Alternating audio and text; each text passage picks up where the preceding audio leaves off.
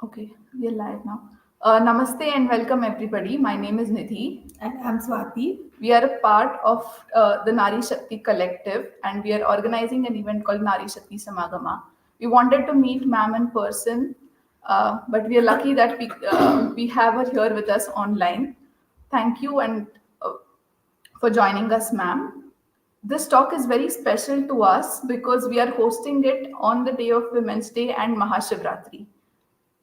Before we begin, I would like to briefly introduce ma'am, although a lot of us know about her. Most of us have read about her or her works. So I'll briefly introduce and then we'll get into the questions. Dr. Meenakshi Jain is a noted historian of medieval and colonial India. She is a former associate professor of history at Gargi College, University of Delhi. In 2020, she was awarded the Padma Shri Award, the third highest civilian award, for her contribution to society and history. And some of her works include Flight of Deities and Rebirth of Temples, The Battle for Rama, Sati Evangelicals, Baptist Missionaries, and the Changing Colonial Discourse. And now I'll bring it up to her latest book that is yet to release, Vishwanatha Rises and Rises, The Eternal Story of Kashi. On this auspicious occasion, ma'am, could you tell us briefly about what the book is and what you have discussed about? Yes. First of all, I'd like to thank you people for inviting me to this seminar of yours and on this day of Shivratri, which is the subject of my book, Kashi, Vishwanath Rises and Rises. Actually, this book has a long history behind it because for the last more than 1 decade, I have been engaged in the study of the Hindu sacred sites, the attempts that they made to keep hold of those sites, and the slow and torturous process by which they try to reclaim those sites. So, my first book on Ayodhya records the struggle of devotees spread over 500 years.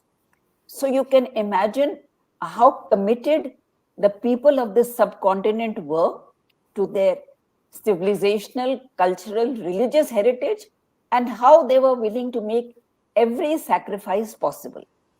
When we remember this era, we should remember that political power was largely not in the hands of the people of India. It was people from outside. So, in those hostile circumstances, ordinary people risked their lives, sacrificed their lives, but they were not willing to give up their gods.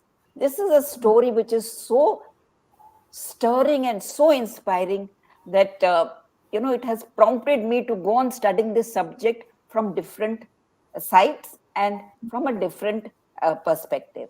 So this and what I learned in this long journey of mine, of course, it is nothing compared to the long journey of ordinary people. But what I learned in this long journey was that there were many sources through which we could learn about our past, which we were not aware of. So, how many of us know that when Mahmud Ghaznavi came to India, we only know that he attacked. But do we know that there were people over here who recorded his invasion? Yes, and yes, so these are important things. There was a writer in the 14th century. He went to all the sacred sites which had been demolished, and he went to those sites, he recorded what he saw there, and he told his devotees, he told the followers, don't get disheartened, even if the murti has been damaged. You continue worshipping it because it is as powerful as it was before. Today we have this Khandit murti we cannot worship. But in those troubled times, how the leadership of this society, how it adapted according to the needs of that hour. And, since you're sitting in Bangalore, I just want to tell you about a lady, Madurai Vijay. It's far from where you are, but still, it was by a lady who was the wife of the Crown Prince of Vijayanagar. Okay, And she nice. wrote this poem in Sanskrit. It is called Sanskrit Vijay. Mm-hmm. And it is called, sorry, Madurai Vijay. And it is how she goads her husband to get up, start fighting, and re-establish dharma. So these are very, very stirring stories that, we need to recollect. We need to reconnect with that past. Yes, Because of our system of education, we have really got de-linked with our past. It doesn't matter much to us.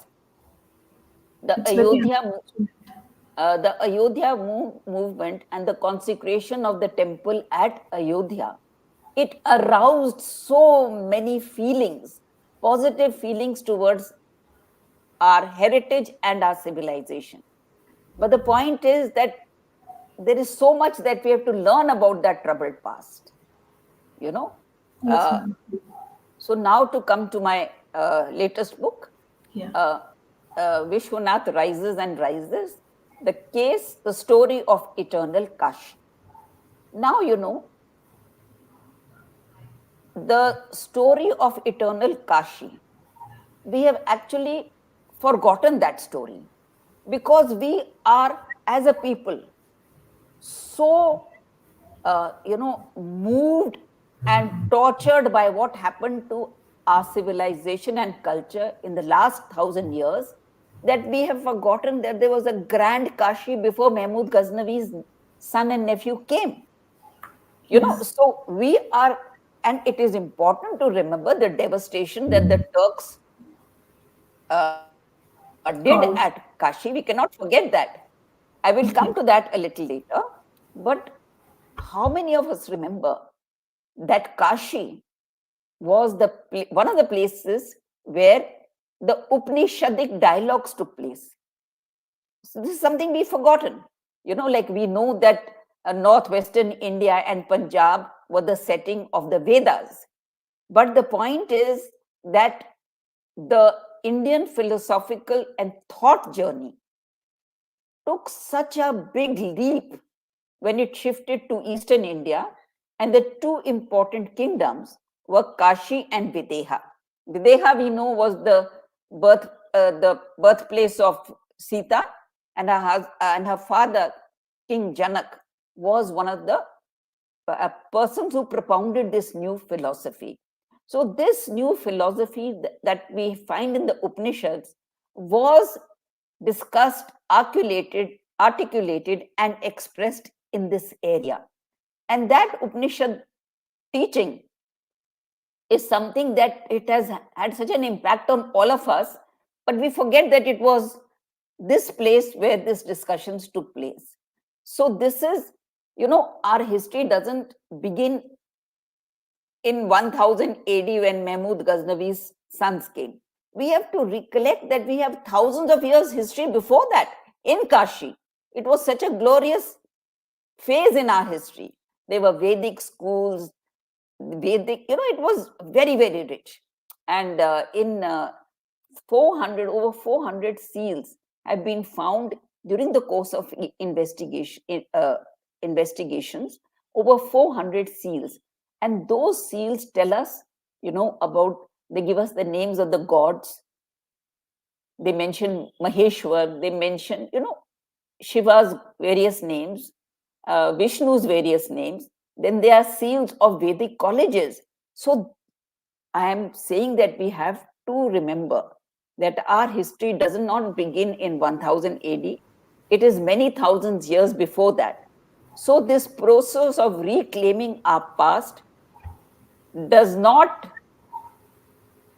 end with the with the courts giving us their judgments on Gyanvapi, or with the Archaeological Survey of India giving its report. Those reports tell us what we already knew. Yeah.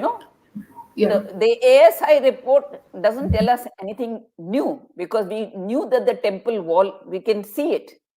But the ASI report is very important because it settles the matter once for all.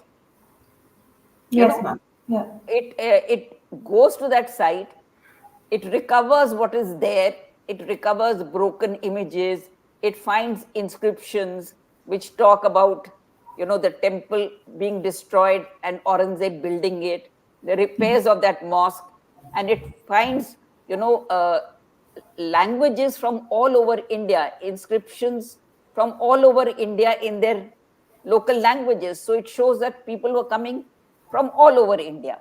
But what I'm saying is that we have to, because we are not interested, it is important for us to reclaim our history for the last 1,000 years. But we have to remember and recall that we are the inheritors of a great civilization, of a great philosophy, of a great culture, which was there thousands of years before. So we have to reclaim all our past, not just piecemeal, appropriating that past. So that will make us Bharatiya in the true sense of the word. Yes, ma'am. So my book first discusses the ancient origins of Kashi. What are the references that we get to Kashi? The Atharva Ved mentions Kashi. Panini mentions Kashi. Yes. He mentioned, so these are references that we need to remember and imbibe, because only then we can reclaim the full heritage. So it begins with the ancient the excavations that took place at the ancient sites of Kashi, what they found. I've detailed all that, and I've discussed how important Kashi was for the Upanishadic debates, and was such an important center that Buddha came here, Mahavir came here. So it was attracting people from all over. So this is the ancient Kashi.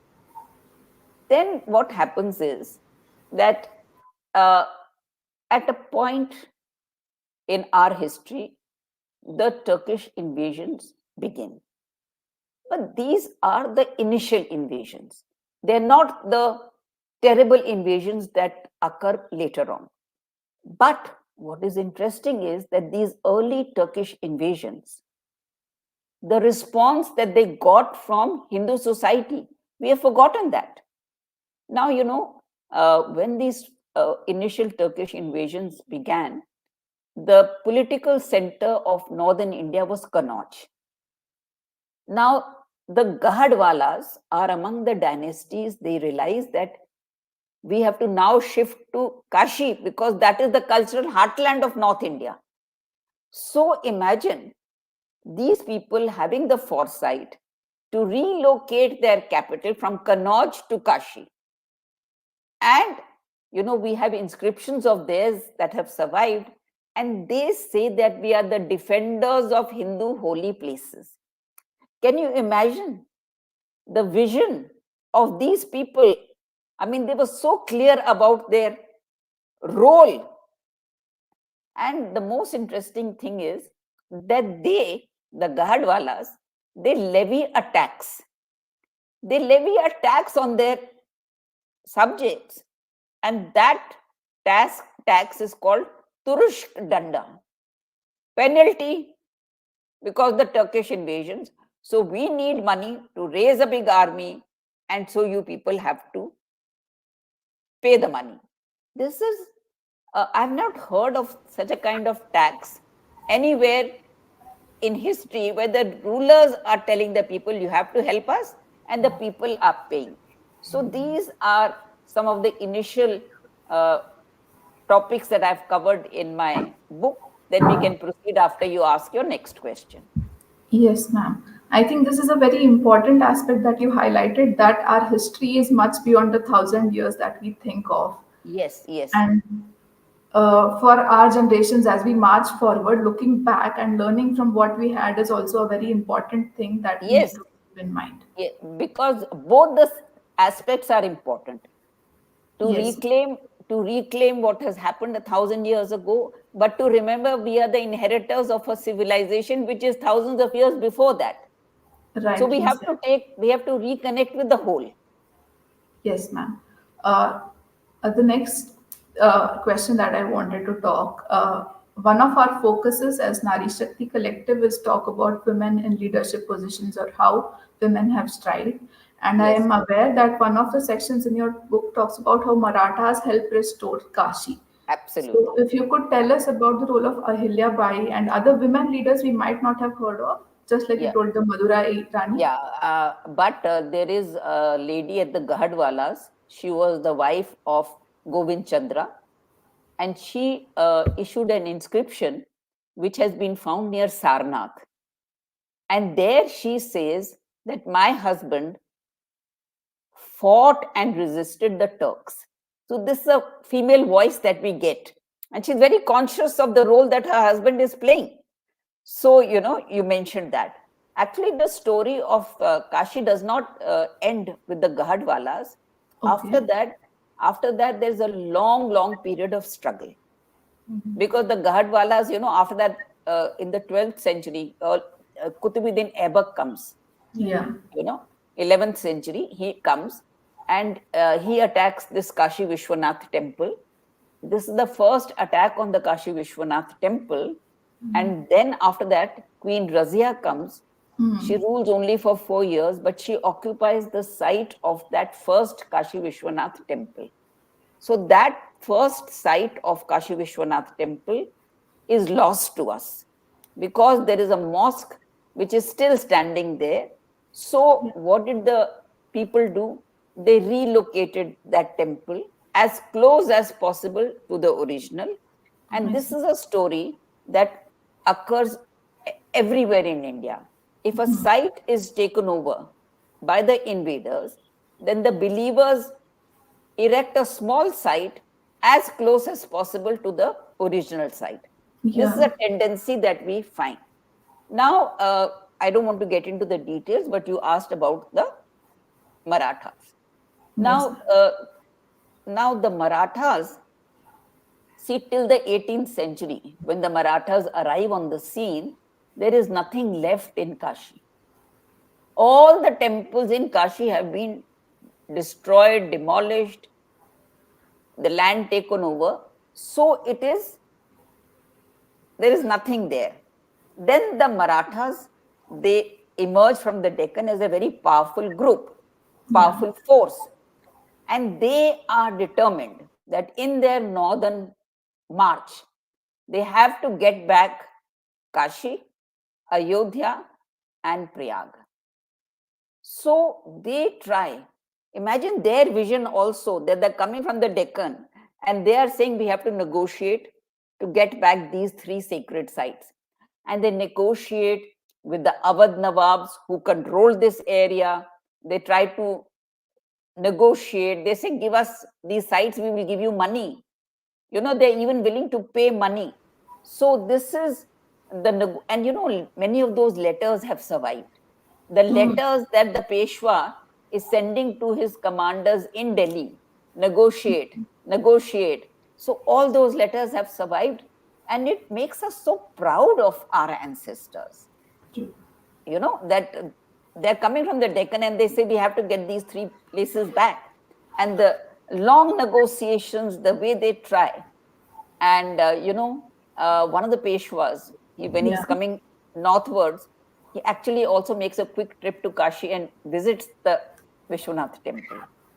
And three Maratha ladies, royal ladies, whose husbands had been the Peshwas, or there were three important royal ladies, they actually took the journey to Kashi.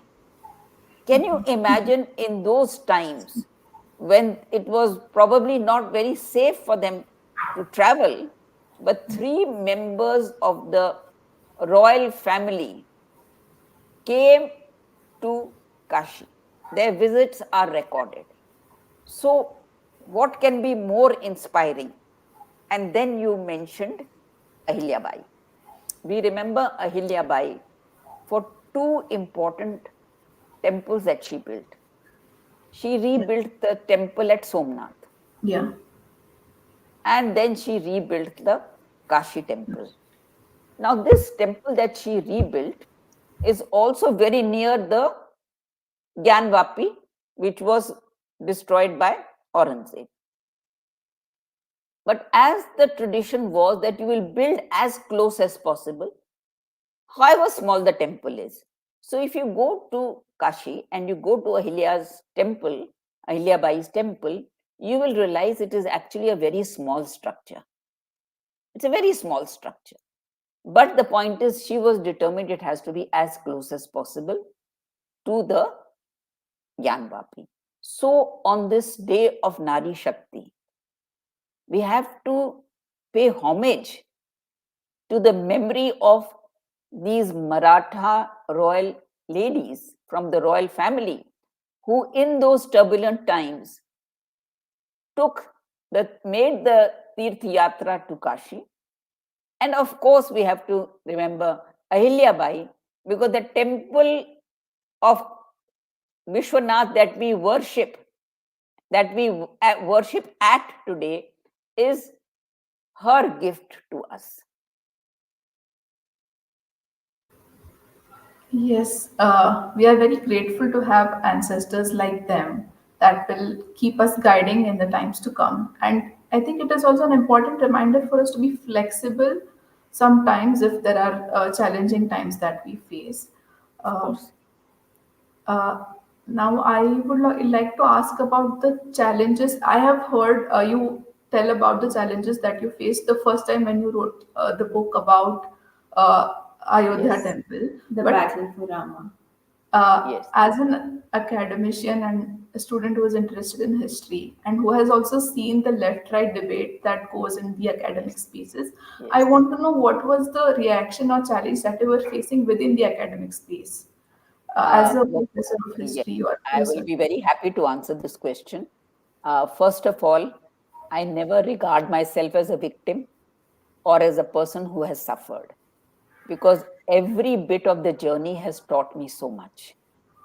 And I feel really blessed by Lord Ram that he made me write 2 books on Ayodhya. Before I studied for those books, I was not actually aware of the intensity of the Hindu attachment to those sites. And that, of course, it was a problem getting it published, because at that time, the publishers I went to, they were totally shocked when they saw the book. They said it is so well researched, so well, documented. But why have you made the case for the temple? So I said, if the evidence is pointing to one direction, then how can I say that I'm making a case for a mosque? So the thing was that at that time, uh, there were very few people who were bold enough to take that stand. That's But true. now I am so blessed that within 10-12 years of my book coming out, I have seen the Ram temple in front of my eyes. I never thought that at a time when my books are not being published, I will actually see the Ram temple. But my, advice to young scholars, students like you people, never get discouraged, because uh, stumbling and hurdles are part of the journey. And that makes you more serious as an academic. It makes you take your work very seriously, and you feel you feel the depth of the suffering of our ancestors and how much they achieved. The point is that at that time, the left historians, they were the dominant people in Delhi University, Jawaharlal Nehru University, and Aligarh Muslim University. Yeah. The situation in other universities, I don't know, because those professors did not participate. But look at how much the tide has turned in 10 years. Now, on Gyanvapi, ASI report, have you heard any left historians say anything? They're silent. On Mathura, have you heard them say anything? See, this is the way the wheels turn slowly. The wheels of the gods turn slowly, but they turn exceedingly fine. So, within our ancestors fought for centuries And here we have actually got the better of the situation within less 1.5 decades at most. I mean, the struggle was going on, the court cases and all were going on. But the point is that 15 years ago or 10 years ago, I could not publish my book on Ayodhya, and now those same people are quiet when the ASI report on Gyan Vapi has come. There is so much to be joyful about. I can say you people, the younger generation, is blessed to be living in these times. Such Definitely. exciting things are happening.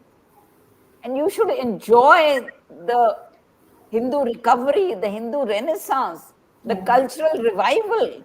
You know, it is a very, very joyous time. I never look upon my struggle as something that, was something to be dejected about.